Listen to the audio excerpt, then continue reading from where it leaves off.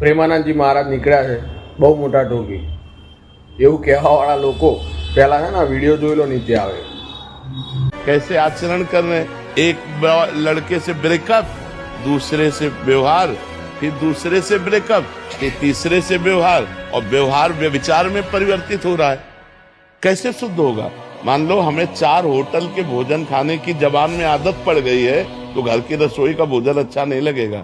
जब 4 पुरुष से मिलने की आदत पड़ गई है तो एक पति को स्वीकार करने की हिम्मत उसमें नहीं रह जाएगी। ऐसे ही जब 4 लड़कियों से व्यभिचार करता है तो वो अपनी पत्नी से संतुष्ट नहीं रहेगा, उसे 4 से व्यभिचार करना पड़ेगा क्योंकि उसने आदत बना ली है। हमारी आदतें खराब हो रही। સ્ત્રીના વસ્ત્રો વિશે વાત નથી કરી, એમને બસ ખાલી લોયલિટી વિશે વાત કરી કે એક જગ્યાએ ટકી કઈ રીતે રહેવું।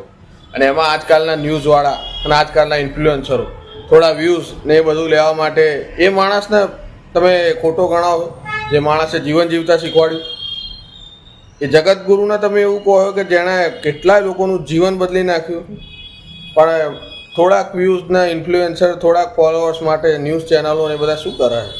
આવે ઓલી કહેવત નથી કે આંધળા માણસ દેખતો થાય ને ત્યારે સૌથી પહેલાં એ લાકડી ફેંકશે કે જેને એને આંધળો હતો ને ત્યારે ટેકો આલે। એટલે એ જ વસ્તુ છે ભાઈ કે જેણે દિશા દેખાડી તમે દેખતા થઈ ગયા એટલે હવે લાકડીને ફેંકી દી કે જેને તમને સહારો આલ્યો।